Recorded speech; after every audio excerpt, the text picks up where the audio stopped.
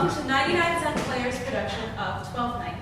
At this time, we ask you to turn off and silence all mobile devices. Photos and videos are strictly prohibited during this performance. We also ask that you keep the aisles clear for the entire duration of the performance. We encourage you to follow the 99 Cent Players on all social media platforms and to subscribe to our newsletter to learn more about our upcoming events.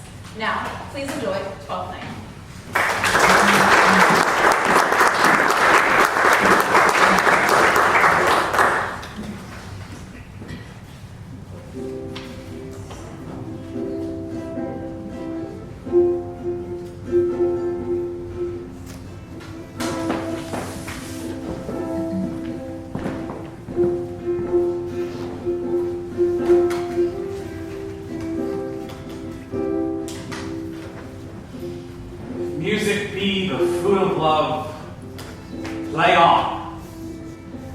Excess of it that surfeiting the appetite may sicken, and so die.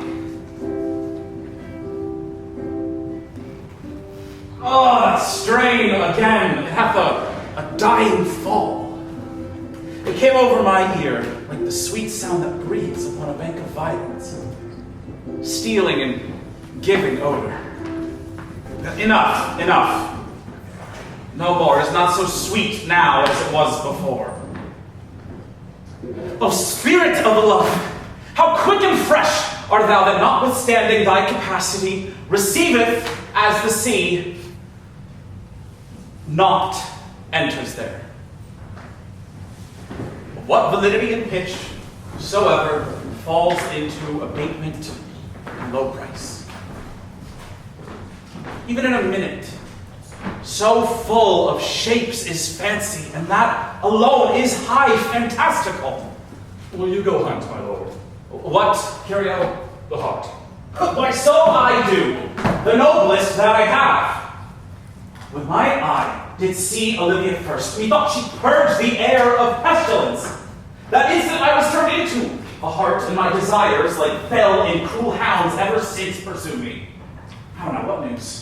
So please, my lord, I might not be admitted, but from her handmaid do return this answer. The element itself, till 7 years' heat, shall not behold her face at ample view, but like a cloistress will she veiled walk, and water once a day her chamber round with eye-offending brine. All this to season a brother's dead love, which you would keep fresh and lasting in her sad remembrance. She that hath a heart of that fine frame to pay this debt of love but to a brother? Well, how will she love when the rich golden shaft hath killed the flock of all affections else that live in her?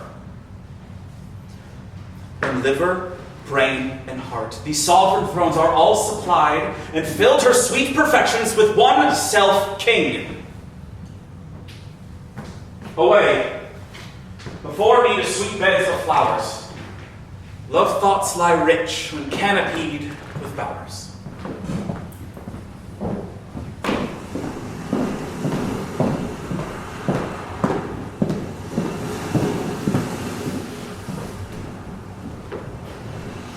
What country, friend, is this? This is Illyria. And what should I do in Illyria? My brother, he is in Elysium. Perchance he is not drowned. What think you, sailor? Perchance that you yourself are saved. My poor brother. And so perchance may he be. True, madam. And the comfort you of chance, assure yourself.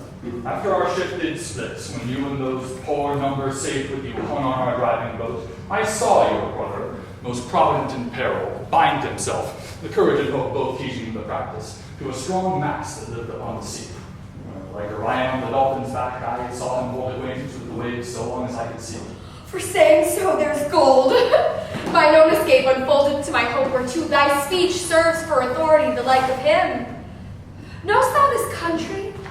Well, where I was bred and born at 3 hours' travel from this very place. Who governs here? A noble duke, and nature is a name. Well, what is his name? Orsino. Orsino. I've heard my father name him. He was a bachelor then. And is so now, or was so very late. For about a month ago I went from hence, and then 'twas fresh and murmur. As you know, what great ones do, the less will proud of. That he did seek the love of fair Olivia. What's she? A virtuous maid, The daughter of a count that died some 12 months since has been leaving her in the protection of his son, her brother, who also shortly died, for whose dear love they say she had enjoyed the sight and company of men. Oh, that I served that lady, and might not be delivered to the world till I had made mine own occasion mellow what my estate is. That were hardly promised, because she will have been no hanging suit. No, not the Duke's. There is a fair behavior in thee, Captain. And though that nature with a beauteous wall doth oft close in pollution, yet of thee I will believe thou hast a mind that suits with this thy fair and outward character. I prithee, and I'll pay thee bounteously. Conceal me what I am, and be my aid for such disguise as haply shall become the form of my intent. I'll serve this Duke. Thou shalt present me as a eunuch to him. It may be worth thy pains, for I can sing and speak to him in many sorts of music that will allow me very worth his service. What else mayhap? To time I will commit. Only shape thou thy silence to my wit. Be you his eunuch, and your mute I'll be, when my tongue blabs and let mine eyes not see. I thank thee. Lead me on. What? A plague means my niece to take the death of her brother thus? I am sure care's an enemy to life. By my troth, Sir Toby, you must come in earlier on nights. Your cousin, my lady, takes great exceptions to your ill hours. Why, let her accept before accepted. Aye, but you must confine yourself within the modest limits of order. Confine? I'll confine myself no finer than I am. These clothes are good enough to drink in, and so be these boots too. And they be not, let them hang themselves in their own straps. That quaffing and drinking will undo you. I heard my lady talk of it yesterday, and of a foolish knight that you brought in one night here to be her wooer. Sir Andrew Aguecheek? Aye, he. He's as tall a man as any's in Illyria.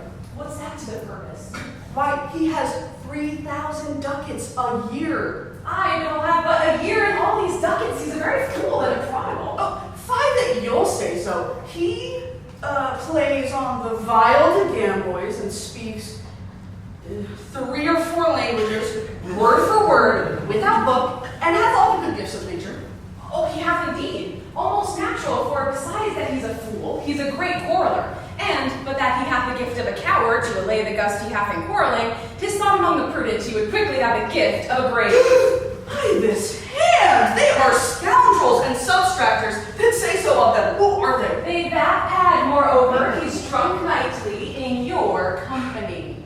With drinking helps to my niece. I will drink to her as long as there is a passage in my throat and a drink in Illyria. He's a coward and a cloisterel will not drink to my niece till his brains turn on the toe like a parish cow. Why didn't you sell the other Volga for your cup, Sir Andrew? On the face! Sir Toby Belch!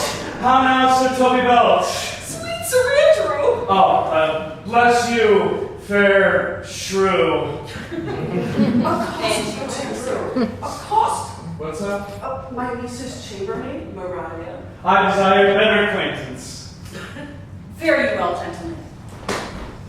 Oh, knight.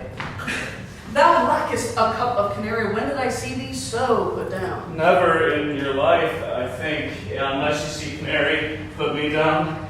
Methinks sometimes I have no more wit than an ordinary man has, but I am a great eater of beef, and I believe that does harm to my wit. No question.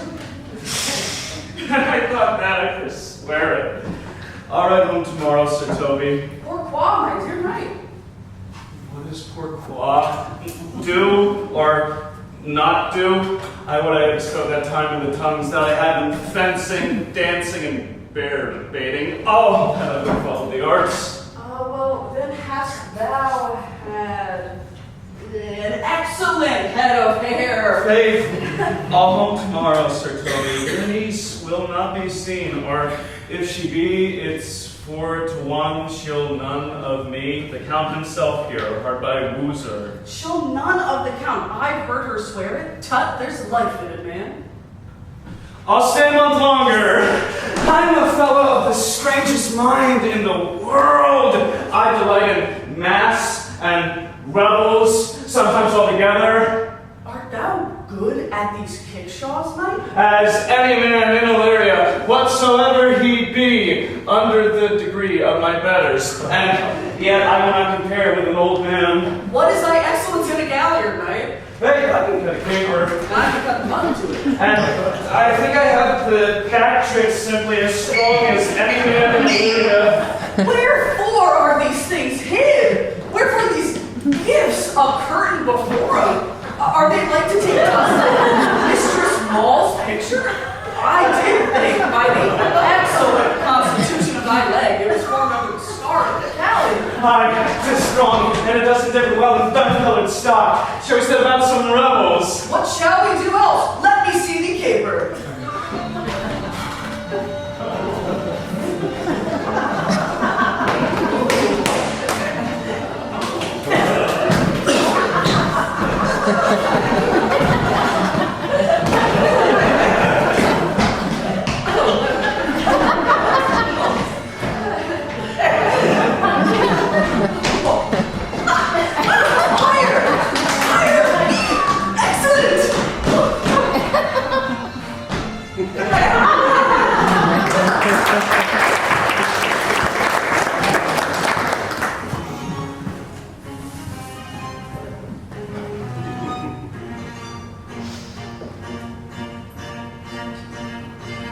If you continue these favors toward you, Cesario, you are like to be much advanced.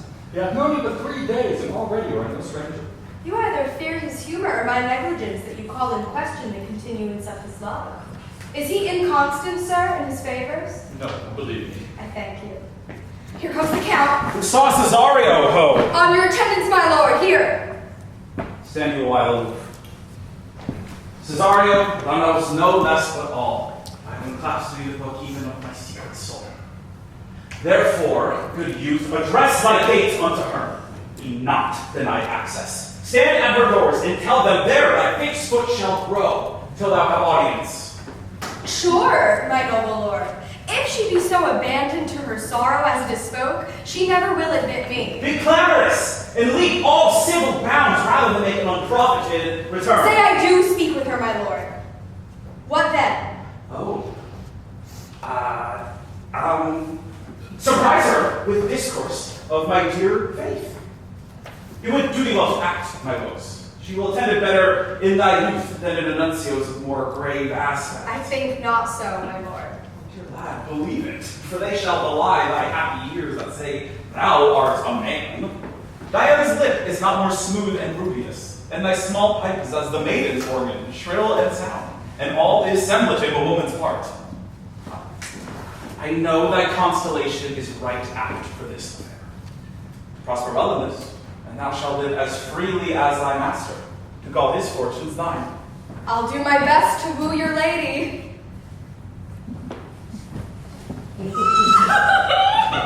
Get a marvel strife! Whoever I woo, myself would be his wife.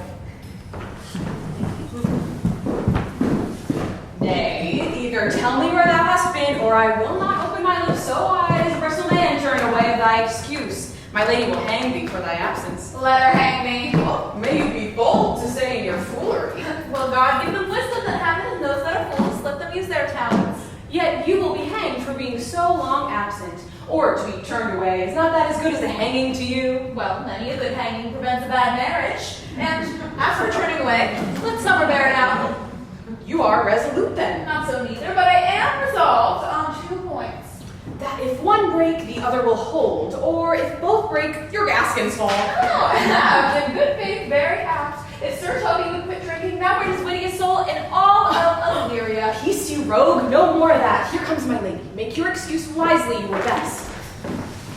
Wit did me thy will to put me in good fooling. Those wits that think they have thee do oft prove to be fools, and that I am sure that I lack thee may prove me to be a wise woman. God bless thee, lady. Take the fool away. No, do you not hear the lady? Take away the fool.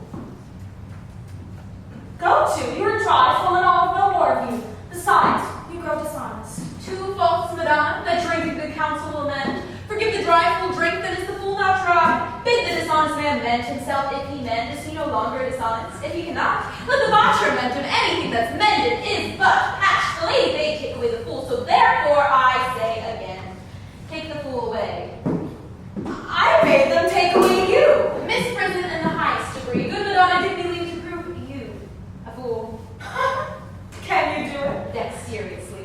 Make your proof. I must have prizing for it, Madonna. Oh, well, for want of other idleness, I'll buy your proof. Good, Madonna. Why mournest thou? The fool for my brother's dad. Oh. I think his soul is in hell, Madonna. Oh! I know Sophie, heaven fool. More fool for you, Madonna, to mourn for your brother's soul while being in heaven. Take away the fool, gentlemen. What do you think of this fool, Malvolio? Does she not mend? Yes, and shall do so till the pains of death shake her. Infirmity that decays the wise doth ever make the better fool. God send you, sir, a speedy infirmity for the better increasing of your folly. What say you to that, Malvolio?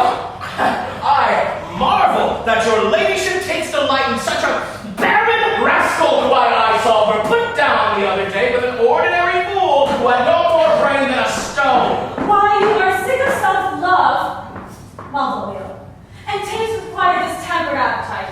To be generous, guiltless, and of free disposition is to take those things for bird bolts that you deem cannon bullets. There is no slander in an allow a fool, though she do nothing but rail, nor no railing in any no discreet man. She do nothing but reprove. Your Korean duty to believe that thou speakest well, a fool. Madam, there is at the gate a young gentleman much desires to speak with you. From the Count Orsino, is it? I know not, madam, but 'tis a fair young man. Who might be beholden to delay? Sir Toby, madam, your kinsman. Fetch him off, I pray you. He speaks nothing but madness, and fly on him. Malvolio, if it be sooth from the Count, I am sick, or not at home, or what you will to dismiss it.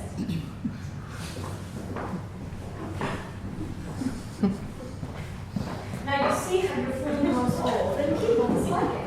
You have spoken for us, Madonna. It is as if thy oldest son should be a fool, whose skull go crammed with brains. For look, here he comes, one of thy kin has a most weak humor.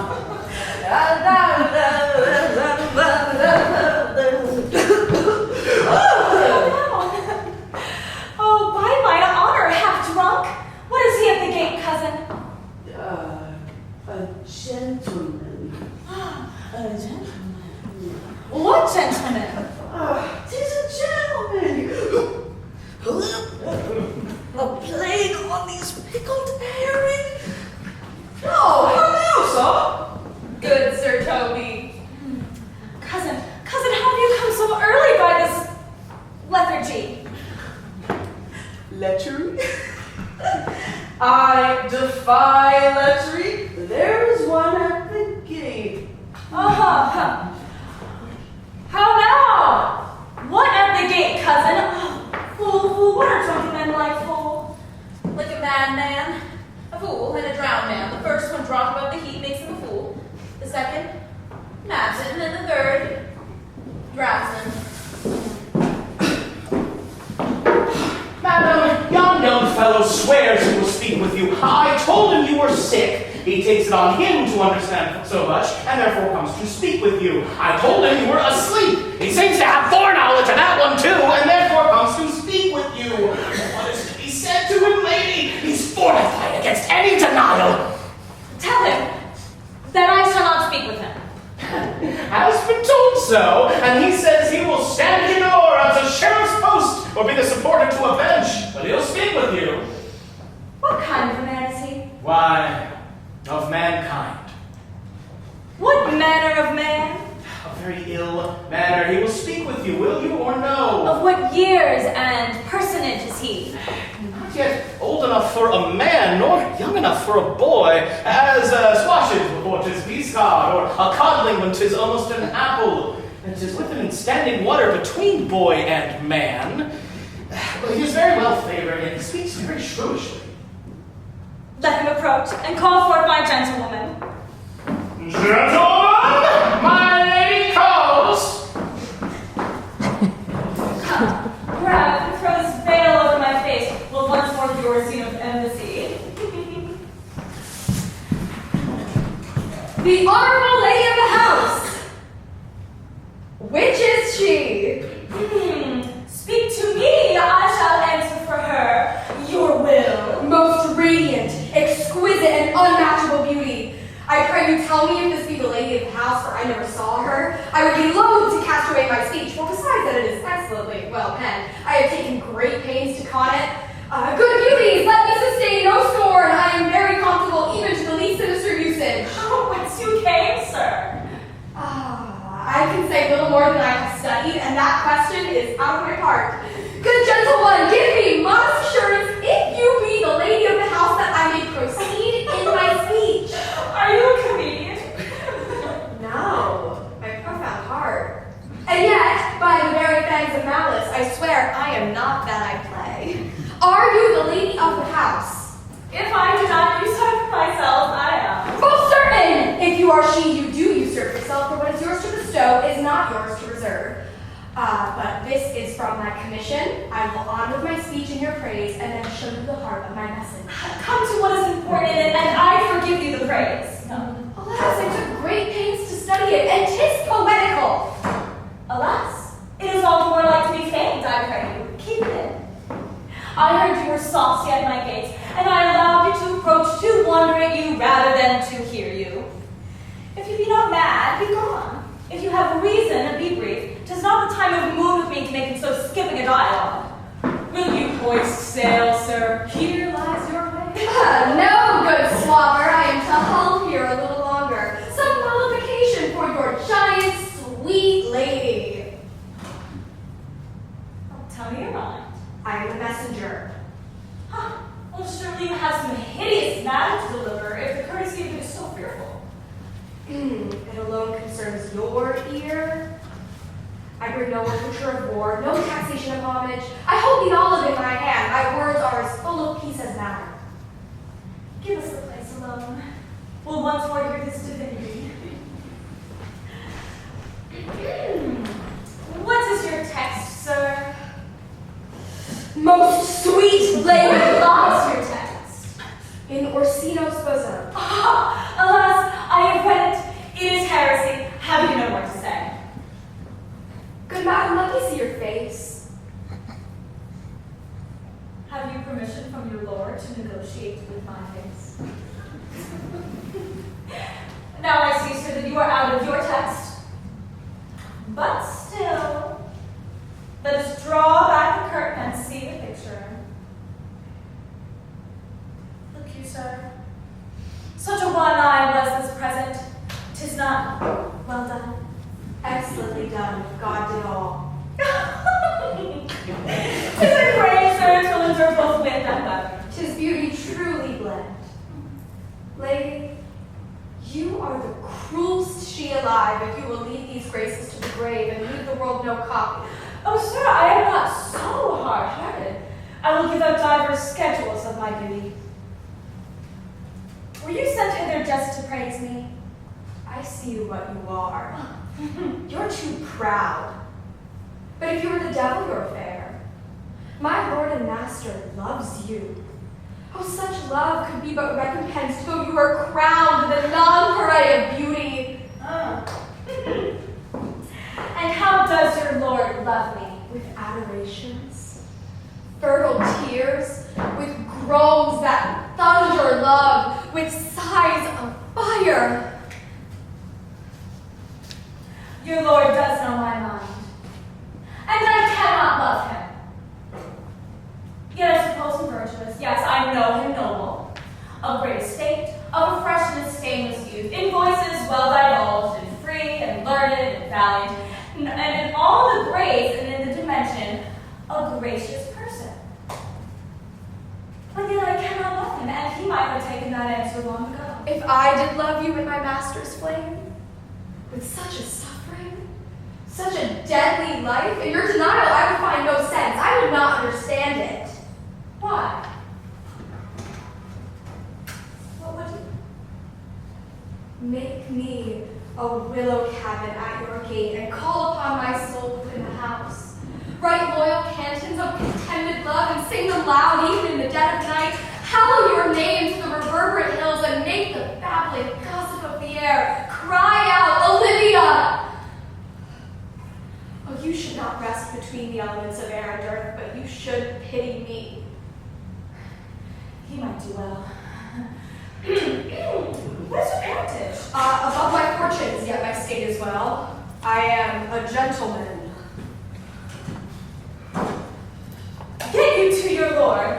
I'll have no more of him and tell him to send no more. Unless, perhaps you were to come this way to tell me how he takes it.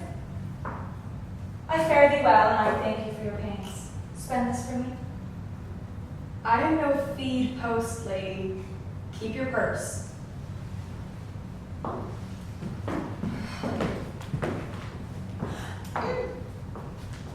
Farewell, fair cruelty.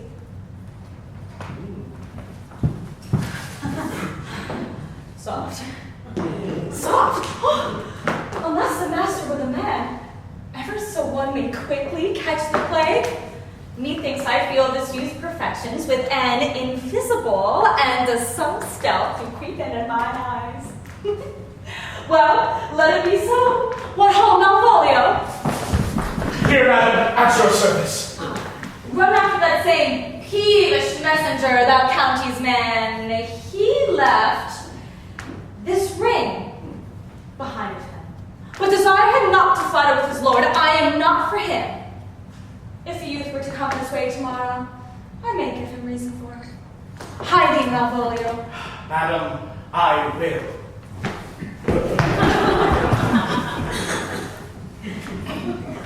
I know not what, and fear to find mine eye too great a fodder for my mind. Ah, fates, show thy force, ourselves we do not owe. But what is decreed must be, and this be so.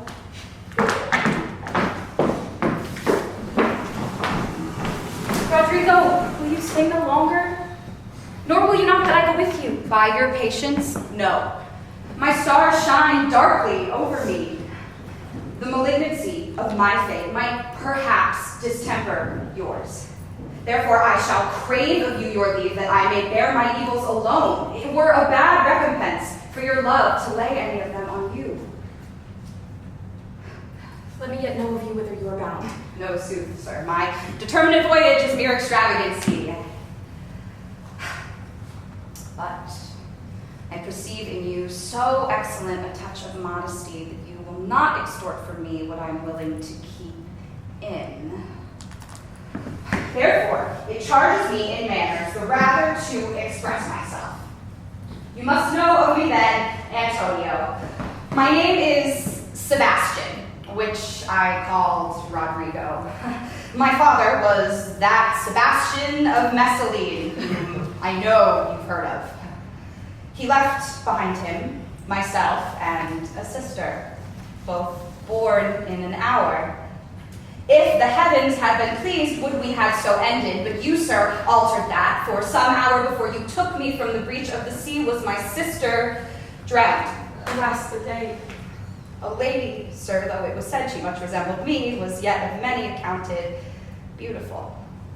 But though I could not with such estimable wonder overfar believe that, yet thus far I will boldly publish her. She bore a mind that envy could not but call fair. She is drowned already, sir, with salt water, though I seem to drown her remembrance again with more. Pardon me, sir, your bad entertainment. Antonio, forgive me your trouble. If you will not murder me for my love, let me be your servant. You will not undo what you have done. That is, kill him whom you have recovered. Desire it not. Fare you well at once. My bosom is full of kindness, and I am yet so near the manners of my mother that upon the least occasion more mine eyes will tell tales of me. I am bound to the Count Orsino's court. Farewell. The gentleness of all the gods go with thee. I have many enemies in Orsino's court, else I would very shortly see thee there. But come what may, I do adore thee so. That challenge shall seem sport, and I will go.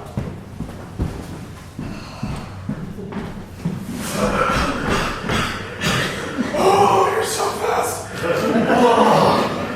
Oh, were not you even now with the Countess Olivia? Even now, sir. Oh, yeah. She returns this ring to you, sir. You might have saved me my pains by having it taken away yourself. She adds, moreover, that you should put your count into a desperate assurance that she will none of him. And one thing more, that you should never be so hardy as to come again in his affairs, unless it be to report your lord's taking of this. Receive it so. She took the ring of me. I'll none of it. Oh, come, sir, you peevishly threw it to her, and her will as it be so returned. If it be worth stooping for, there it lies in your eye. If not, be it his that finds it.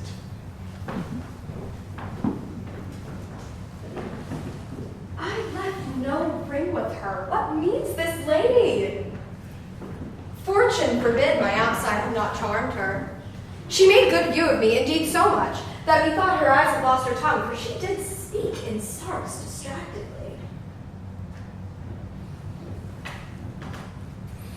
She loves me. Sure. The cunning of her passion invites me in this churlish messenger. None of my lord's ring, why he sent her none. I am the man. If it be so, as 'tis, poor lady, she were better than a dream. Disguise, I see thou art a wickedness wherein the pregnant enemy does much. How easy is it for the proper faults in women's waxen hearts to set their forms? Alas, our frailty is the cause, not we. For such as we are made of, such we be. How will this badge? My master loves her dearly, and I, poor monster, fond as much on him, and she, mistaken, seems to dote on me. What will become of this? As I am man, my state is desperate for my master's love, as I am woman! Now, alas, the day! What thriftless sighs shall poor Olivia breathe? O time, thou dost untangle this, not I. It is too hard a knot for me to untie.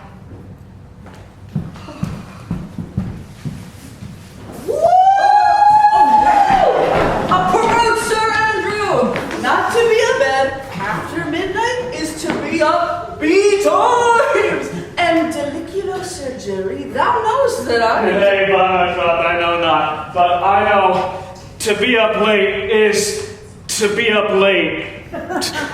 A false conclusion. I hate it as an unfilled can. Let us therefore eat and drink! Oh, it was full and fair. Oh, now my hearts. Welcome, ass! Now, let's have a catch. Come, there is 6 pence for you. Let's have a song. There's a testimony to it one I give. Would you like to have a love song or a song of good life? A love song. A love song. I cannot for good life. What is love? 'Tis not hereafter. Present mirth, half present laughter. What's to come is still unsure in delay. There lies no plenty. Come kiss me, sweet and 20. It's the stuff cannot endure.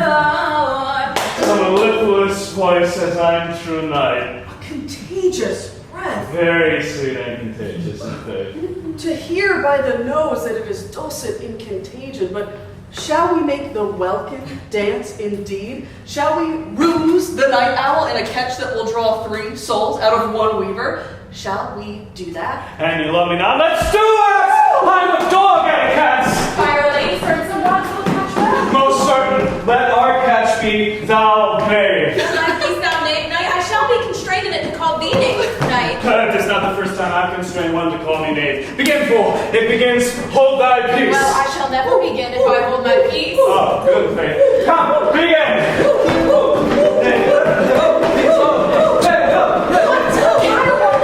Keep here! If my lady have not called up her steward Malvolio and bid him turn you out of doors, never trust me. My lady's a Catanian. We are politicians, Malvolio's a Pegaramsey, and 3 merry men be we. Am I not consanguineous? Am I not of her blood? Tilly Valley, lady. There dwelt a man in Babylon, lady. Beshrew me the knight's an admirable fooling. Aye, he does well enough if he be so disposed, and so do I too. He does it with a better grace, but I do it more natural. On the 12th day of December. For the love of God, peace! My masters, are you mad? modesty but to gather like tinkers at this time of night. Don't you make an ale house of my lady's house that you sweep out your coziest catches without any litigation or remorse of once. Have you no respect of persons, place, nor time in you? We did keep time, sir, in our catches. Snap them. Sir Toby, I must be round with you. Though your lady harbors you as her kinsman, she is nothing allied to your disorders. If you can separate yourself and your misdemeanors, then you are welcome to the house. If not, and it would please you to take leave of her, she is very willing to bid you farewell. Farewell, dear heart. Please be gone. Even so, But I will never die. it's much credit to you. Shall I bid him go? What did you do? But shall I bid him go instead?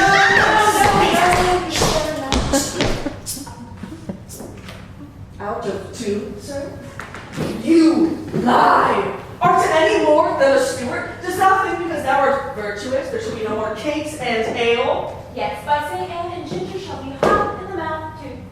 Thou art in the right. Go, sir, put up your chain with crumbs. A stoop of wine, Mariah? Mistress Mariah, if you prized my lady's favor at anything more than contempt, you would not give means to this uncivil rule. Yeah. She will know of it by this hand.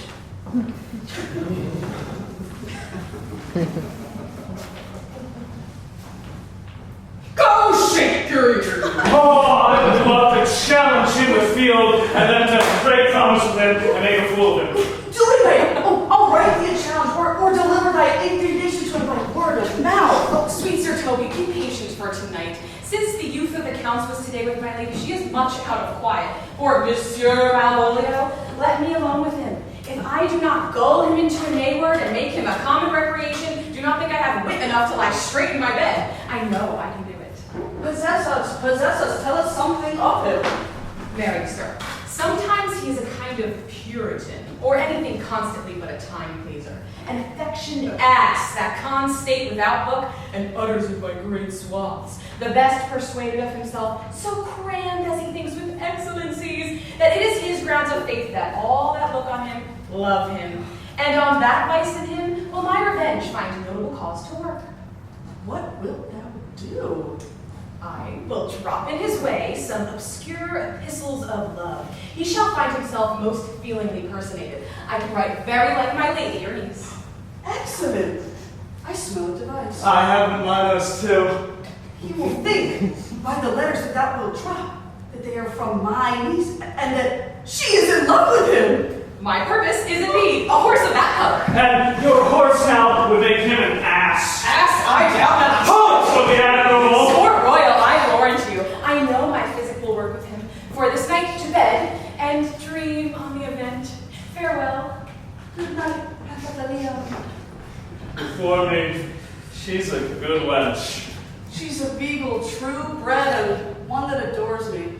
What of that? I was adored once too. Let's to bed, knight. Thou hast been sent for more money. If I cannot recover your niece, I am a foul way out. Send for money, knight. Thou hast her not in the end. Call me cut. If I do not never trust me, take it how you will. Come. I'll go burn some sack. 'Tis too late to go to bed now. Come, knight. Come, knight. Now, good Cesario, with that piece of song, that old antique song we heard last night, I thought it did relieve my passion much, more than light airs and recollected terms of these most brisk and giddy-paced times come, but one verse. She's not here. Feste the jester, my lord, before the lady Olivia's father took much delight in. She is about the house. Seek her out. Come hither, boy. If ever thou shalt love, in the sweet pangs of it, remember me. For such as I am, all true lovers are. unstayed and skittish in all emotions else, save the constant image of the creature that is beloved. How dost thou like this tune? It gives a very echo to the seat where love is thrown. Thou dost speak masterly. My life upon it, young though thou art, thine eye hath stayed upon some favor that it loves, hath it not, boy? A little, by your favor. Well, what kind of woman is't? Of your complexion. Well, she's not worth thee then. What years, in faith? About your years, my lord. Too old. By heaven, let still the woman take an elder than herself. So wears she to him, so sways she level in her husband's heart. For boy, however we do praise ourselves, our fancies are more giddy and unfirm, more longing, wavering, sooner lost and worn than women's are. I think it well, my lord. And let thy love be younger than thyself, or thy affections cannot hold the bent. For women are as roses, whose fair flower, being once displayed, doth fall that very hour. And so they are. Alas, that they are so, to die, even when they to perfection grow. Oh, come!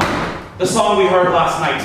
Margaret Cesario, it is old and plain. The spinsters and the knitters in the sun, and the free maids that weave their thread with bones doth used to chant it. It is silly, soothed, and doused with the innocence of love, like the old age. Are you ready, sir? Aye, Lily, sing. Come away, death, and in sad cypress, let me be laid. Come away, death. I am slain by a fair, cruel maid, my shroud of white to call with you, O parent. No one so true did share it. Not a flower sweet, on my coffin let there be strong. Not a friend degree, my poor bones from the coffin shall be thrown.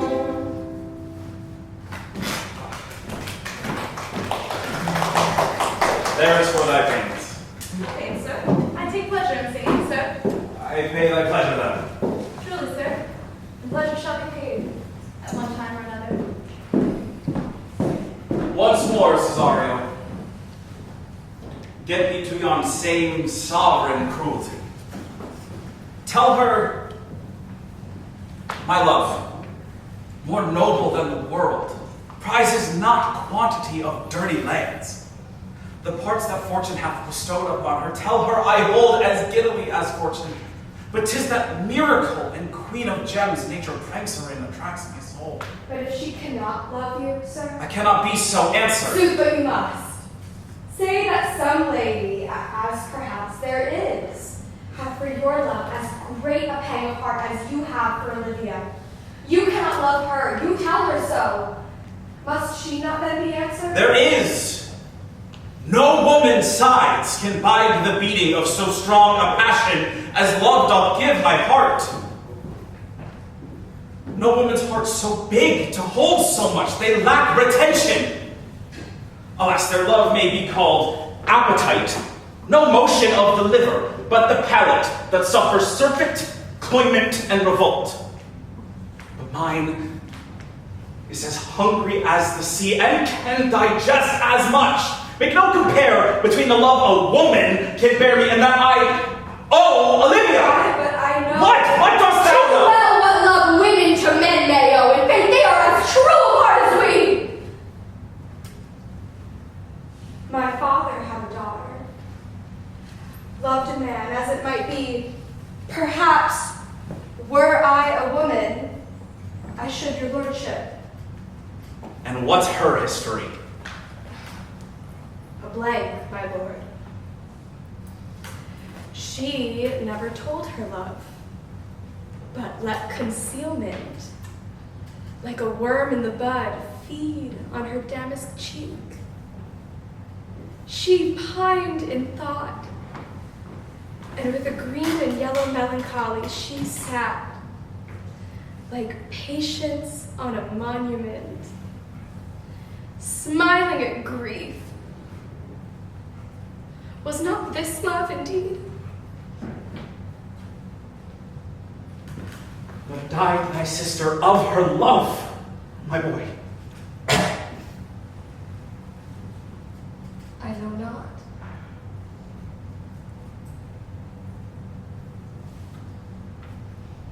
Sir, shall I to this lady? To her in haste. Give her this jewel. Say, my love can give no place and bide no deny.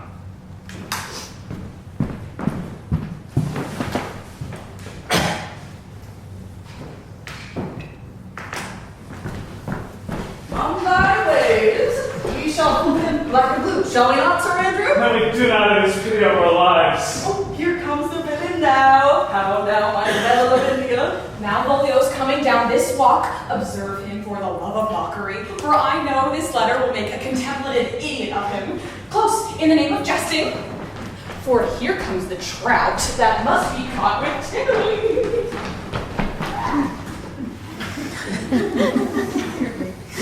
'Tis but fortune. All is fortune. Mariah once told me that Lady Olivia did affect me, and I have heard herself come so near as to say, should she fancy, it should be one of my complexion.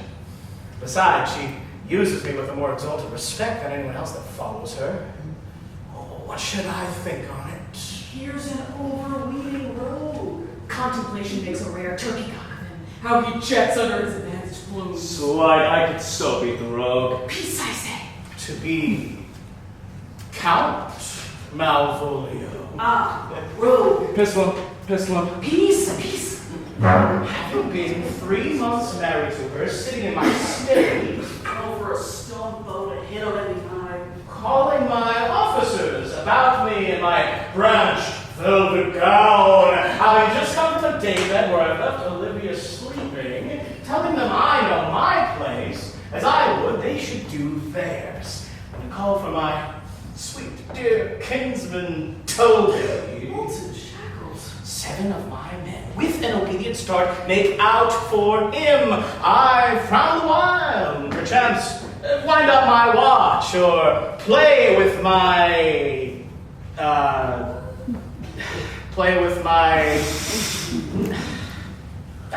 some rich jewel.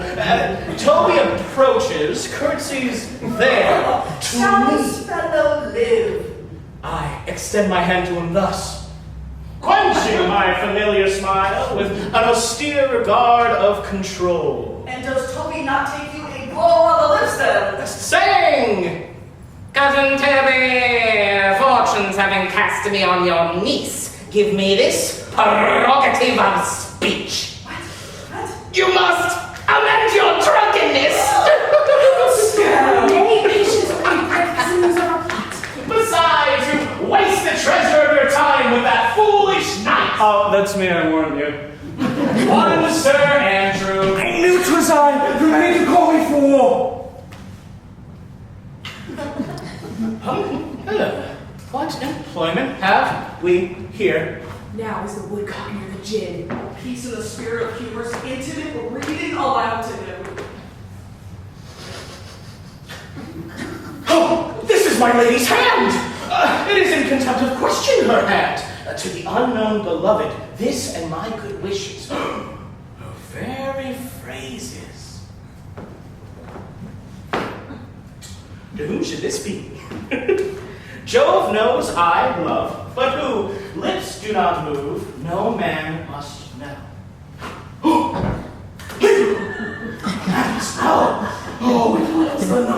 the numbers alter. No, that must know. Oh, this should be thee, Malvolio. Mary hang me, Brock. I I may command where I adore, but silence, like a Lucretian knife, with bloodless stroke my heart doth gore. M-O-A-I doth sway my life. Fustian riddle. Excellent, when said I. M-O-A-I. First, let me see. Oh, what dish of poison has she dressed him? And with what wing the Staniel checks added. I may command where I adore. Why, she may command me. She is my lady. This is evident to any formal capacity. There is no obstruction in this. And the end. What does that alphabetical position portend? Oh, if I can make that resemble something in me. Softly. M-O-A-I. Oh, I make up that he is now at a cold scent. Mine! Oh, stupid. M. Malvolio. M? That begins my name! Did not I say he would work it out? M! Oh, but then there's no consonancy in the sequel! A should follow, but O does. And O shall end, I hope. Aye, for I'll cudgel him and make him cry, oh. M-O-A-I, for every one of these letters are in my name. Oh, softly, here follows prose. If this fall into thy hand revolve, in my stars I am above thee, but be not afraid of greatness. Some are born great, some achieve greatness, and some have greatness thrust upon them. Thy fates open their hands, let thy blood and spirit embrace them, and to inure thyself to what thou art like to be, cast thy humble slow and appear fresh. Be opposite with a kinsman, surly with servants. Remember who commended thy yellow stockings, and wish to see thee ever. Oh my! Cross-guarded? I say, remember. Farewell, she that would alter services with thee, the fortunate, unhappy. Oh, daylight and champion, the stuff is not born. This is open. Oh, I do not now fool myself to let imagination shade me, for every reason excites to this, that my lady loves me. Oh, she did commend my yellow stockings of late. She did praise my being cross-gartered, and in this she manifests herself to my love. Oh, I thank my stars. I am happy. I will be strange, stout, in yellow stockings, and cross-gartered. Even with the surface of putting on. Oh, Jove and my stars, be praised. Here is yet a postscript! Thou canst not choose, but know who I am. Yes! If thou entertainst my love, let it appear in thy smiling. Thy smiles become thee well. Therefore, in my presence, still smile. Dear my sweet, I prithee. Oh, Jove! I thank thee! Oh, I will smile! Oh, I will do everything that thou wilt have me! I could marry this wench for this device. So could I too.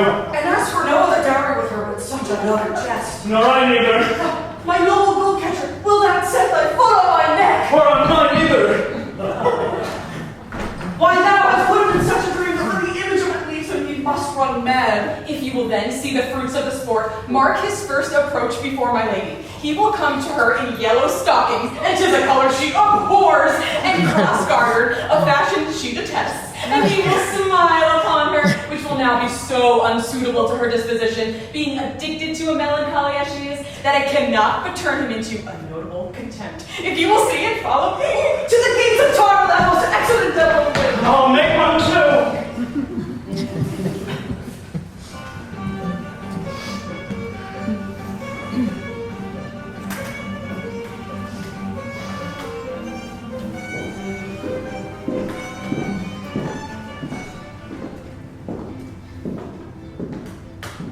Save thee, friend, and thy music.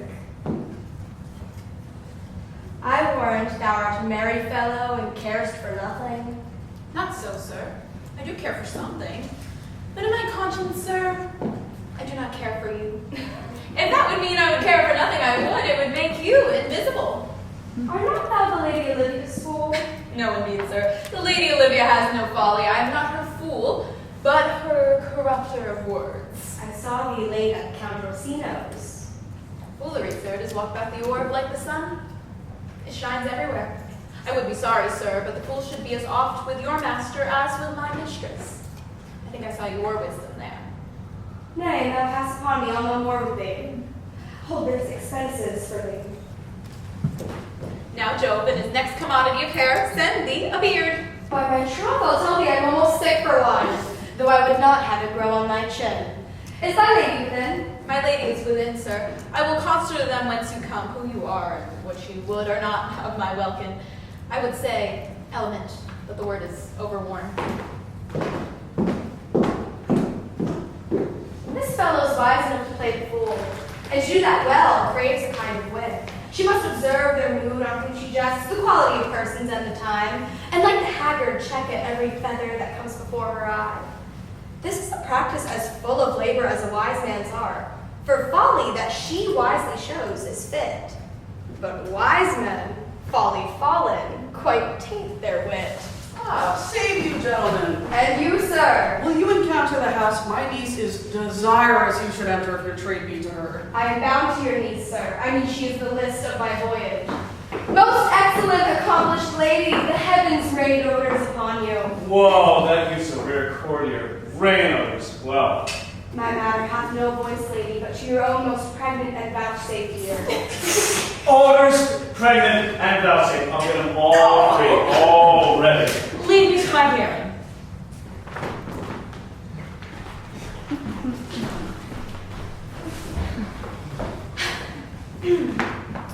Give me your hand, sir. My duty, madam, and most humble service. What is your name, sir? Cesario is your servant's name, fair princess. Oh, my servant. No, you're a servant to the Count Orsino. You. And he is yours, and his must needs be yours. Your servant's servant is your servant, madam. For him, I think not on him. Where his thoughts were blanks rather than filled with me. Madam, I come to wet your gentle thoughts on his behalf. Oh, by your leave, I pray you, and I beg you never speak of him again. But if thou were to undertake another suit, I would rather hear you solicit that than music from the spheres. Dear lady. Give me leave, I beseech you. I did not send after the last enchantment you did here a ring in chase of you. What might you think? Have you not set mine honor at stake? With all the unmuzzled thoughts that a tyrannous heart can think? Enough is shown. A cypress, not a bosom hides my heart. So what do you say? I pity you. That's reasonable. No, not a rise, which is a vulgar proof that very oft we pity enemies. Oh, why then methinks it is time to smile again. A world, how apt the poor are to be proud. Well, if one should fall prey, how much better to fall before the lion than the wolf? Grace and good disposition attend your ladyship. You'll nothing, madam, to my lord by me? No, stay. I pity what thou thinkst of me. That you do think you are not what you are. Well, if I think so, then I think the same of you. Then think you right. I am not what I am. I would you were, as I would have you be. Would it be better, madam, than I am? I wish it might, for now I am your fool. Oh, what a deal of scorn looks beautiful in the contempt and anger of his lip.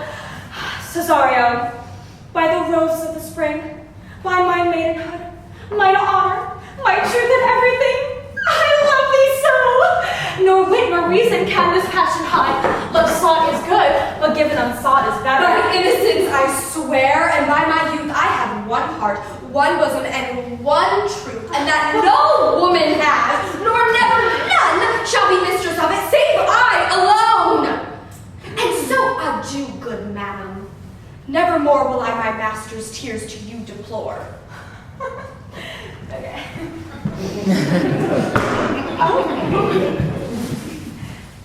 Yet come again! For thou perhaps mayest move which now of course is like to love.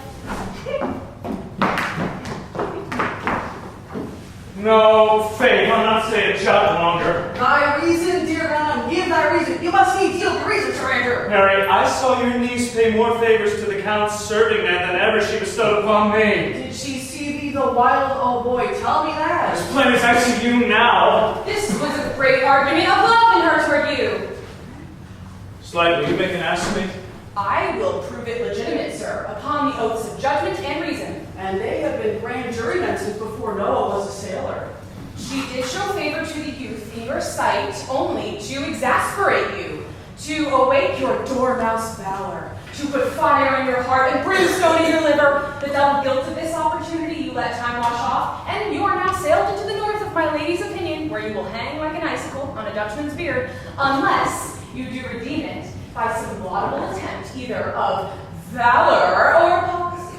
And be anyway, it must be with valor, for policy I hate. I have seen the promised as a politician. Why then, build me thy fortunes upon the basis of valor. Challenge me the Count's youth to fight with him. Hurt him in 11 places. My niece shall take note of it, and assure thyself there is no love broker in the world can more prevail in men's commendation with women than report of valor. There is no way but this, Sir Andrew. Will either of you bear me a challenge to him? Go, write it in a martial hand, be brief and cursive, no matter how many, so be eloquent and full of invention. Taunt him with the license of ignorance. Let there be gall enough in the dying code. Thou write with a gooseneck, no matter about it. This is a dear mannequin to you, Sir Toby. We shall have a rare letter from him, but you'll not deliver it. Never trust me then, and by all means stir to the youth for an answer. I think oxen and weight ropes cannot hail them together, for Andrew, if he were opened and you find so much blood in his liver as would clog the foot of a flea, I'll eat the rest of the anatomy. And his opposite, the youth, bears in his visage no great presage of cruelty. If you desire the spleen, will laugh yourself with the stitches. Follow me, for Yanko Malvolio is wearing yellow stockings. And cross-gartered? Most villainous. Oh, he does obey every point of the letter that I dropped to betray him. I know my lady will strike him. If she do, he'll smile and take it for a great favor. Oh, come, bring us where he is.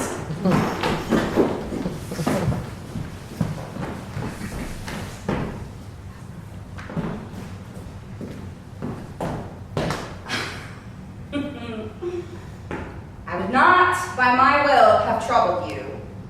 But since you make your pleasure of your pains, I will no further chide you. I could not stay behind you. My desire more sharp than vile steel was for me forth, but jealousy would lend with all your travel. Being skilless in these parts which to a stranger, unguided and unfriended, often prove rough and unhospitable. My willing love, the rather by these arguments appear set forth in your pursuit. My kind Antonio, I can no other answer make but thanks and thanks and ever thanks. And oft good turns are shuffled off with such uncurrent pay. But were my worth, as is my conscience, firm, you should find better dealing. What's to do?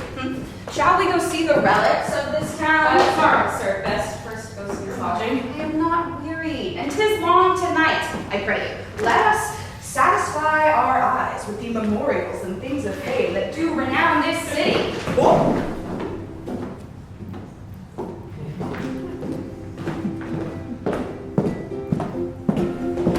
Would you pardon me? I do not without danger walk these streets. Once in a sea fight against the Countess galleys, I did some service of such note indeed that were I taken here, it could be scarce answered. Like you slew a great number of his people? The offense is not of such a bloody nature. Albeit the quality of the time and quarrel might well have given us bloody argument. If I be last in this place, I shall pay dear. Do not then lock to open. Hold this, sir. Here is my purse. In the south suburbs of the Elephant is best to lodge. There shall you have me. Why I your purse? Haply your eyes shall light upon some toy you have desired to purchase. I'll be your purse bearer and leave you for an hour. I do remember. I have sent for him, and he says that he'll come.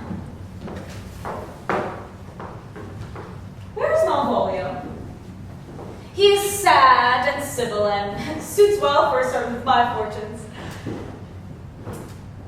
Where is Malvolio? He's coming, madam, but in a very strange manner. He is sure possessed, madam. What? What's the matter? Does he rave? No, madam, he does nothing but smile. For sure the man is tainted in his wits. Go call hither. I'm as mad as he, as sad and merry man as he will be. What ho, Malvolio? Sweet lady! Oh! Smilest thou? I stood for thee upon sad occasion. Sad lady? I could be sad. This does make some obstruction in the blood, this cross-gartering. No more of that! If it pleases the eye of one, and is with me as the very true smile he is, please one, and please all. What meanest by that, Malvolio? Malvolio, wilt thou just go to bed? To bed? Aye, lady, and I'll come to thee! God comfort thee! How do you, Malvolio? At your request? Yeah, nightingales answer daws. Why appear you with this ridiculous boldness before my lady? Be not afraid of greatness, 'twas well writ. What meanest thou by that, Malvolio? Well, some are born great, some achieve greatness, and some have greatness thrust upon us! Remember who commended thy yellow stockings? My yellow stockings? And wish to see thee ever cross-gartered. Cross-gartered? Why, this is very midsummer madness. Madam, the young gentleman of the Count Orsino's entreats your ladyship's pleasure. Tell him that I'll come to him. Good Maria. Let's look like people have a very special care of him. Where is my cousin Toby? Let this fellow be looked to. He will not miscarry for my half of the dowry. Oh, do you come near me now? No worse man than Sir Toby to look after me. This concurs directly with the letter. Yes, I am blind, therefore, but it is Jove's doing, and Jove makes me thankful. That is all that adheres together, that no drama of a scruple, no scruple of a scruple, no obstacle, no incredulous or unsafe circumstance. I mean, what can be said? Nothing that can be can come between me and the full prospects of my hopes. Which way is he in the name of sanctity? Oh, here he is, here he is. How is it with you, sir? How is it with you, man? Go off! Go off! Let me enjoy my private. Be gone! Lo, how hollow the fiend speaks within him! Did not I tell you, Sir Toby, my lady, prays you to have a care of him? Oh, does she now? Go to, peace. We must deal gently with him. Let me alone. How do you, Malvolio? How is it with you, man? What man defied the devil, consider he's an enemy of mankind? Get him to say his prayers, good Sir Toby. Get him to pray. No, I warned you, he will not hear of godliness. Go hang yourselves all. You are idle, shallow things. I am not of your element. You will know more hereafter.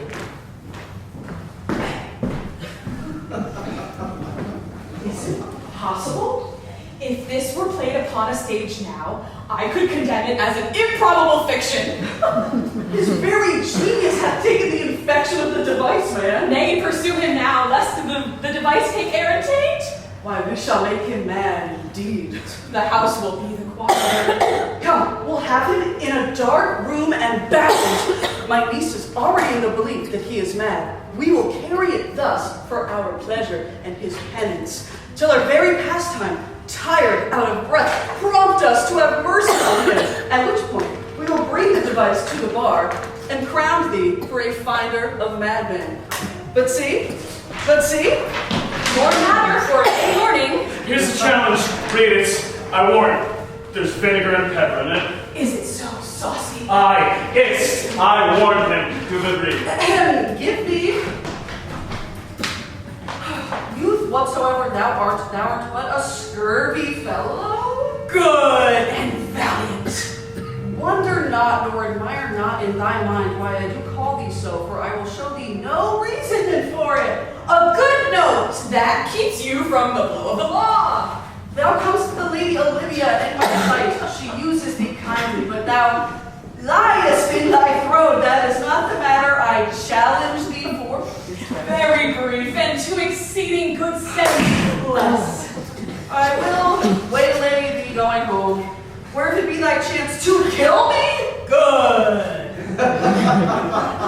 Thou kill'st me like a rogue and a villain. Fare thee well, and God have mercy upon mine, but my hope is better, and so look to thyself thy friend as thou usest him, and thy sworn enemy, Andrew Aguecheek. Oh, if this letter move him not, his legs cannot. I'll give it him. Go, Sir Andrew.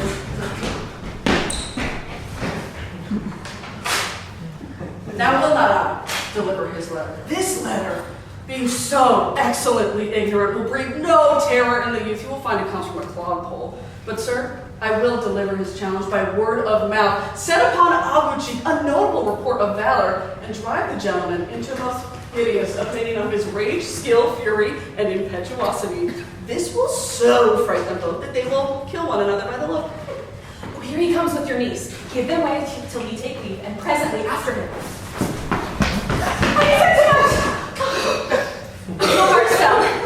And I left mine honor to my chariot.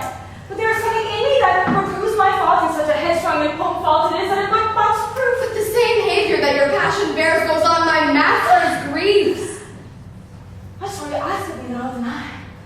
That mine honor saved me upon asking give? Nothing but this. Your true love for my master. How can I give to him which I've already given to you? I will acquit you. Come again tomorrow. Gentlemen, God save thee. And you, sir. That defense thou hast, betake thee to it. Dismount thy tuck, the air in thy preparation for thy assailant is quick, skillful, and deadly. You mistake, sir. I am sure no man hath any quarrel to me, and my remembrance is very free and clear of any offense done to any man. You'll find it otherwise, I assure you. Therefore, if you hold your life at any price, betake you to your guard, for your opposite hath in him what youth, strength, skill, and wrath can furnish man withal. I pray you, what is he? He's a devil in private brawl, and his incessant at the moment is so implacable that satisfaction can be none but by the depths of death and sepulture. I am no fighter. I have heard of some type of men that put quarrels purposely on others to taste their valor, but like this is a man of that quirk? Sir, no. His indignation derives itself out of a very competent injury. Therefore, get you on and give him his desire. I beseech you, do me the courteous office as to know of the night what my offense to him is. It is something of my negligence, nothing of my purpose. I will do so. Oh, fair Mariah, stay by this gentleman until my return. I pray you, do you know of this matter? I know the knight is incensed against you, even to a mortal arbitrament, but nothing of the circumstance more. I beseech you, what manner of man is he? He is indeed, sir, the most skillful, bloody, and fatal opposite that you could possibly have found in any part of Illyria. Will you walk towards him? I will make your peace with him if I can. I should be much bound to you for it. I am one that had rather go with Sir Priest than Sir Knight. Why, man, he's a very devil. I have not seen such a fiargo. Oh, pox on it. Will not now be pacified. Plague on it! And I thought he had been valiant and so cunning in fence. I've seen him damn good. I have challenged him. Get here. He's a good show on it. I have persuaded him to use a devil. He is as horribly conceited of him. There is no remedy, sir. He will fight with you for oath's sake. Pray God defend me. A little thing would make me tell them how much I lack of a man. Sir Andrew, there is no remedy. The gentleman will, for his honor's sake, have one bout with you. Come on, do it. Pray God to keep his oath. I do assure you 'tis against my will.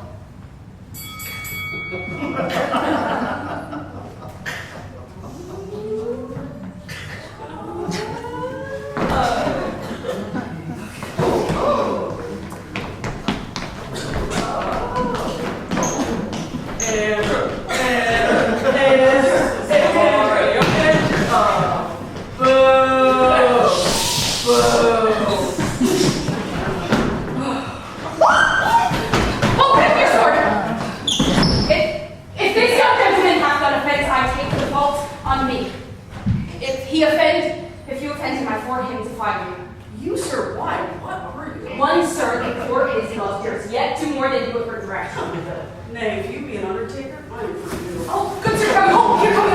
I'll be with you anon. This is the man, Antonio. I arrest thee in suit of Duke Orsino. You do mistake me, sir.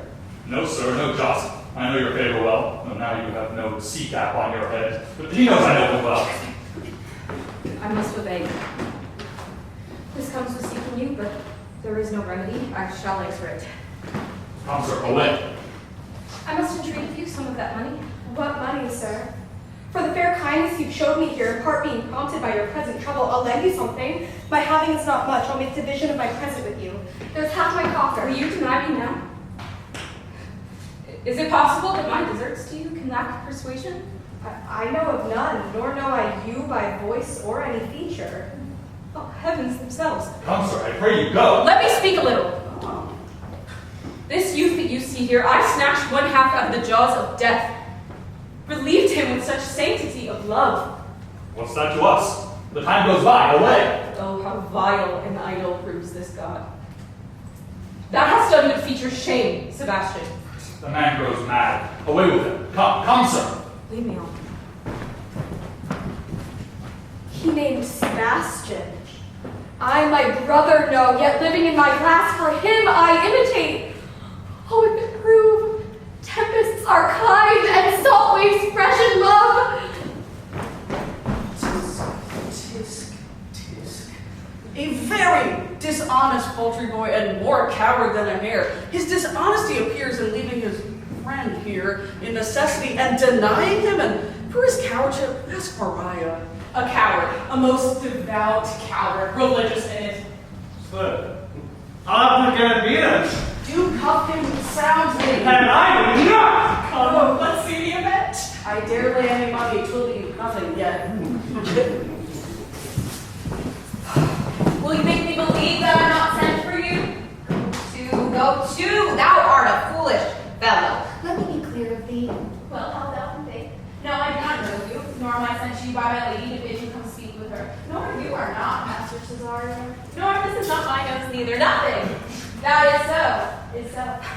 I prithee, vent thy folly somewhere else. Vent Thou my- knowst not me. Vent my folly. I prithee now unburden thy strangeness and tell me what I shall vent, my lady. Shall I tell her that thou art come? I prithee, foolish Greek, depart from me. Here's money for thee. If you tarry longer, I shall give worse payment. By my troth, thou hast an open hand. Those wise men who give fools money do earn themselves a good report after 14 years' purchase. Now, sir, have I met you again? There's for you. Whoa, well, there's for thee, and then, are all the people mad? Hold your over your dagger over the house. This I will tell my lady straight. I would not be in some of your coats for 2 pence. Come on, sir. Hold. Nay, let him alone. I'll go another way to work with him. I'll have an action of battery against him if there be any law in Illyria. Though I struck him first yet. It's no matter for that.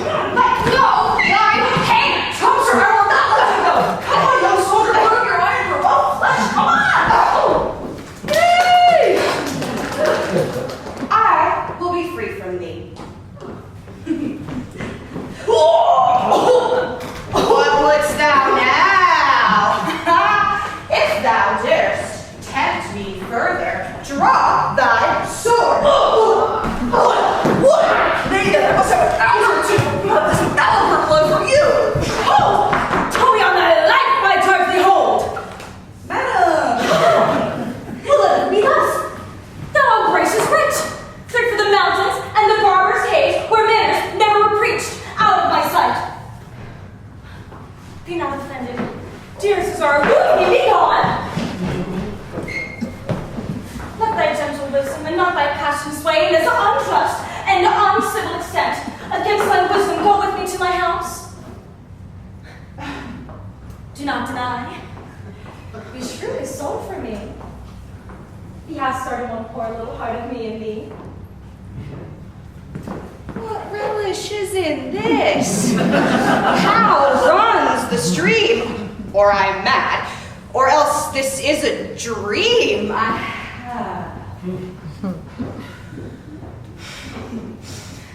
Let fancy still my sense in Lethe's steep, If it be thus to dream, then let me sleep. Nay, come, I prithee. Madam, I will.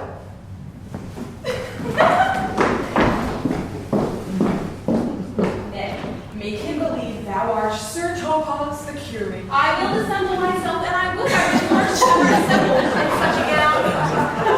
Don't bless me, Master Mars. Bonus die, Sir Toby. To him, Sir Topaz. What do I say? Peace in this prison! The knave counterfeits well a good knave. Who calls there? Sir Topaz, the curate who comes to visit Malvolio, the lunatic. Sir Thomas, good Sir Thomas, go to my lady. Out, hyperbolical fiend! How vexest thou this man? Speakest nothing but of ladies. Well said, Master Parson. Sir Thomas, never was man thus wronged. Good Sir Thomas, do not think I am mad. It laid me here in hideous darkness. By thou dishonest Satan, sayest thou that house is dark? As hell, Sir Thomas, I am not mad. Sir Thomas, I say to you, this house is dark. Madman thou erst! I say there is no darkness but ignorance. I say this house is as dark as ignorance, though ignorance were dark as hell. And I say that never was a man so notoriously abused. Why, I am no more mad than you are. Maintain thee still in darkness. Fare thee well. Sir Thomas! Sir Thomas! My most exquisite Sir Thomas. Nay, I am for all waters. Even thine own voice and bring me word how thou spined him. I would we were well rid of his knavery, for I am now so far in offense with my niece that I cannot pursue with any safety the sport of the upshot. Come by and by to my chamber. Hey, Robin, jolly Robin, tell me how thy lady does. Fool! My lady is a kind bird. Fool! I'll ask her why she's so. Fool, I say! She is in love with another. Oh, who calls, huh? Oh, good fool! Oh, as ever thou wilt deserve well at my hand to help me to a candle and pen, ink and paper. As I am a gentleman, I will live to be thankful to thee for it. Well, that's Malvolio. How found you besides your 5 wits? Good fool! Never was man so notoriously abused! Why, I am as well in my wits, fool, as thou art! What, as well? Then you be mad indeed if you're no better than your wits than a fool. Advise what you say, sir. The minister is here. Malvolio! Malvolio! Thy wits thy heavens restore, and never thyself to sleep, and leave thy vain bibble babble! Sir Topaz, Maintain no word with him, sir. I, sir, not my good Sir Topaz. Maintain no word with him, sir. fool, I say! Must be patient, sir. What say you, sir? I am shed for speaking with you. Good fool, help me to ink, paper, and a candle. Well, I am as well in my wits as any man in Illyria. Well, a day that you are, sir. By this hand I am. Good fool, some ink, paper, and light, and convey what I will set down to my lady. I will help you to it. But tell me true, sir. Are you not mad indeed? Believe me, I am not. I tell thee true. I will help you to some light and paper and ink. Fool, unrequited in the highest degree.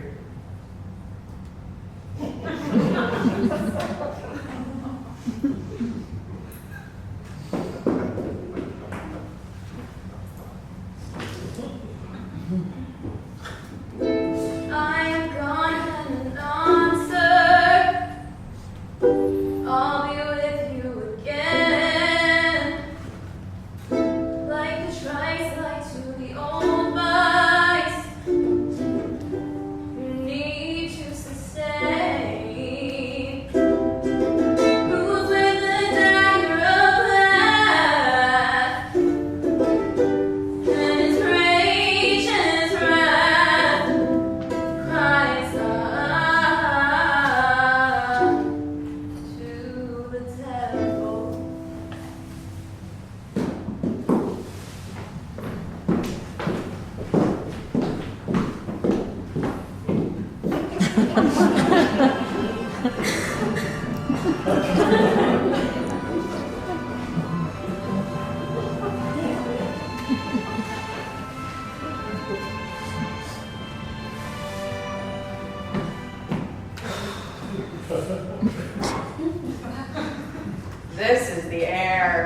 That is the glorious sun, and though 'tis wonder that enwraps me thus, yet 'tis not madness.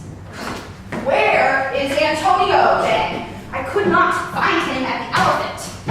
His counsel now might do me golden service, for though my soul disputes well with my sense that this may be some error, but no madness, yet doth this accident and flood of fortune so far exceed all instance, all discourse, that I am ready to distrust mine eyes and wrangle with my reason that persuades me to any other trust, but that I am mad. Oh, or else the lady's mad. Yet if 'twere so, she could not sway her house, command her followers, take and give back affairs in their dispatch in such a smooth, discreet, and stable bearing as I perceive she does. There's something in it that is deceivable. But here the lady comes.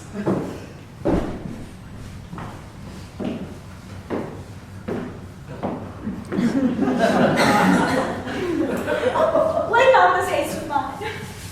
If you mean well, go with me and the Holy Father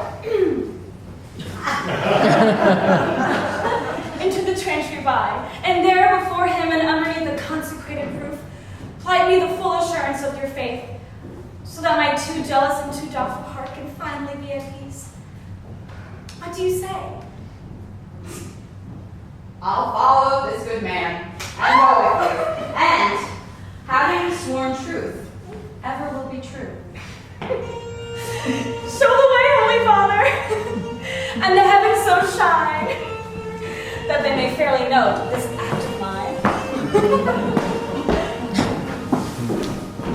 Belong you to the Lady Olivia, friend. Aye, sir, I am one of the trappings. If you will let your lady know I'm here to speak with her and bring her along with you, it may wake my bounty. I go, sir, but I would not have you to think that my desire of having would be the sin of covetousness. Here comes the man, sir, that did rescue me. That face of his I remember well, yet when I saw it last, it was besmeared as black as Vulcan in the smoke of war. That very envy in the tongue of loss cried fame and honor on him. What's the matter? Orsino, this is that Antonio, here in the streets, desperate of shame and state, and proud to be apprehended. He did me kindness, sir, drew on my side, but in conclusion put strange speech upon me. I know not which was but a distraction.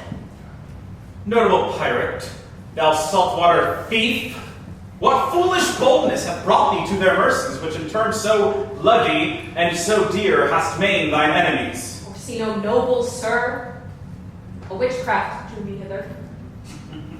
That most ingrateful boy there by your side from the rude seas, enraged and foamy mouthed that I redeemed. A rat past hope he was. His life I gave him, and did there to add my love, without retention or restraint, all in his dedication. For his sake did I expose myself, pure for his love, into the danger of this adverse town, true to defend him when he was beset. How can this be? When came he to this town? Today, my lord, and for 3 months before. No interim, not a minute's vacancy, both day and night did we keep company. Here comes the Countess. Now heaven walks on earth. But for thee, fellow, thy fool, thy words are madness. 3 months hath this youth tended upon me. But more of that anon. Take him aside. Cesario, you do not plead promise with me? Madam? Gracious! Olivia! What do you say, Cesario? My lord would speak. My duty hushes me. If it all be the old tune, my lord, it is as fat and fulsome to mine ear as howling after music. Still so cruel. Still so constant, lord. But hear me this. But this, your minion, whom I know you love, and whom by heaven I swear I tender dearly, him I will tear out of that cruel eye where he sits crowned in his master's spite. Come, boy, with me. My thoughts are ripe in mischief. I will sacrifice the lamb that I do love to spite a raven's heart within a dove. And I, most jocund, apt and willingly to do you rest 1,000 deaths would die. Where goes Cesario? After him I love more than I love these eyes, more than my life, more by all more than ever I shall love a wife. I detest it.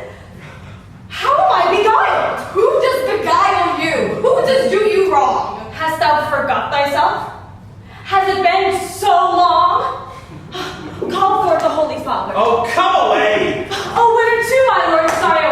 Husband, stay.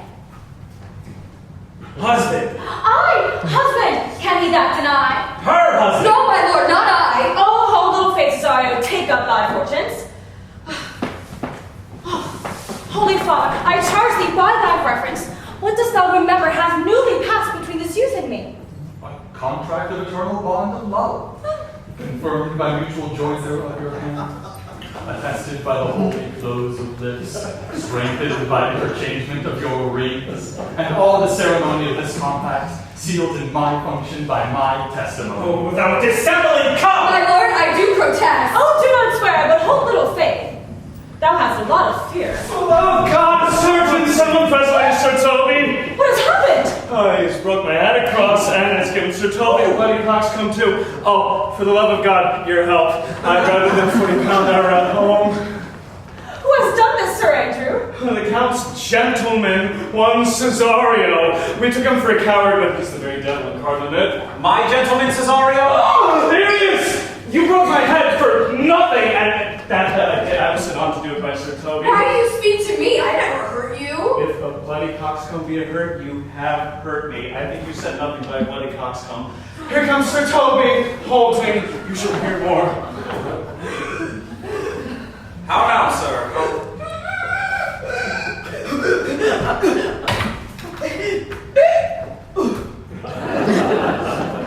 That's all one has hurt me. And there's the end on it.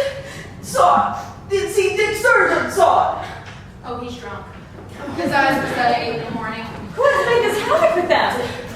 I am sorry, madam, I have hurt your kinsman, but had it been the brother of my blood, I must have done no less with wit and safety.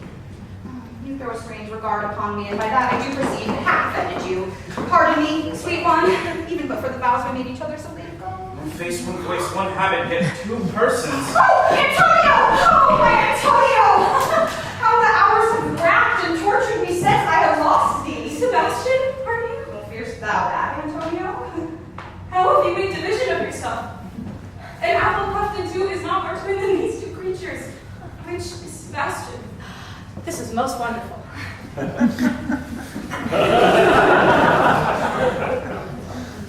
Do I stand there? I never had a brother. I had a sister whom the blind waves and surges have devoured. Of charity, what kin are you to me? What countryman? What name? What parentage? Of Mehlin. Sebastian was my father. Such a Sebastian was my brother too. So went he suited to his watery tomb. Were you a woman, as the rest goes even, I should my tears let fall upon your cheek and say, thrice welcome, drowned Viola. If nothing lets to make us happy both, but this, my masculine usurped attire, embrace me for each circumstance of place, time, fortune, do cohere and jump that I am, Viola. And brought me to this town, my life I made of these, by whose gentle help I was preserved to serve this noble count. So comes it, lady, you have been mistook. But nature to her bias drew in that. Be not amazed. Right noble is his blood. I shall have share in this most happy rack. Thou hast said to me 1,000 times, thou never shouldst love woman like to me. And all those sayings will I overswear. Give me thy hand. And let me see thee in thy woman's weeds. Somebody fetch Malvolio hither. They say, poor gentleman, he is much distracted through a very extracting frenzy of mine own. My remembrance clearly hath banished his. How does he? Has here, ritual letter. A madman's epistles are no gospels, so it skills not much when they are delivered. Read it, Mariah. By the Lord, madam, you wrong me, and the world shall know it. Though you have put me into darkness, yet have I the benefit of my senses as well as your ladyship.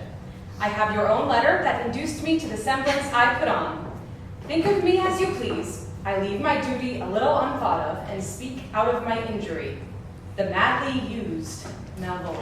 Did he write this? Aye, madam. This savors not much of distraction. Can you bring him hither? And things further thought on, my lord, if it pleases so to think of thee as well as a sister rather than a wife. Madam, I am most apt to embrace her offer.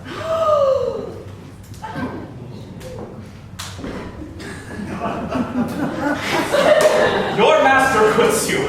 Service done him. You called me master for so long. Well, here's mine then. You shall from this time be your master's mistress. Oh, my sister! You are she.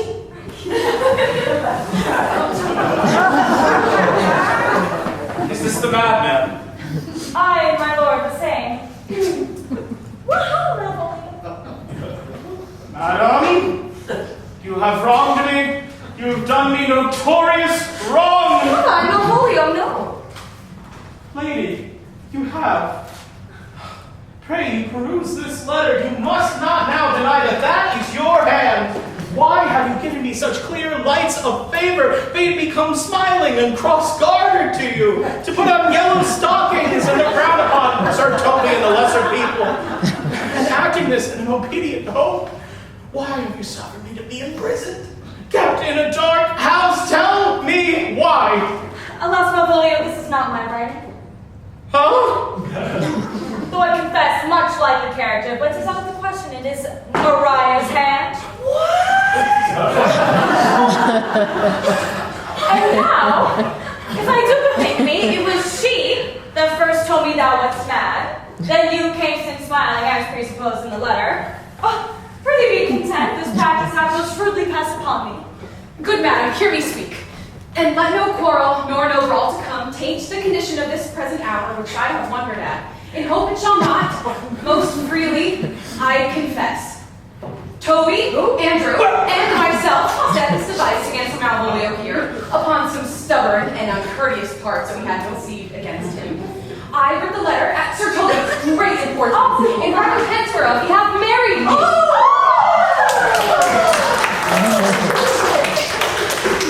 How with a sportful malice it was followed may rather pluck on laughter than revenge. Oh, prithee be content.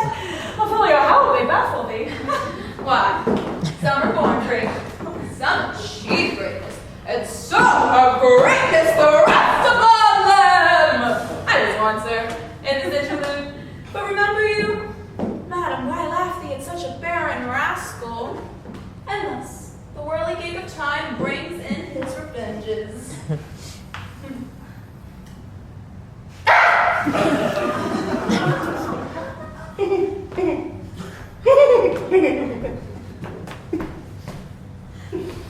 I'll be revenged to the whole pack of you.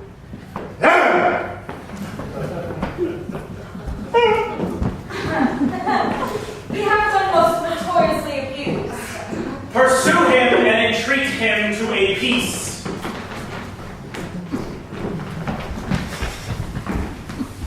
Viola, come. In many habits you will be seen Orsino's queen, and Miss Fancy's queen.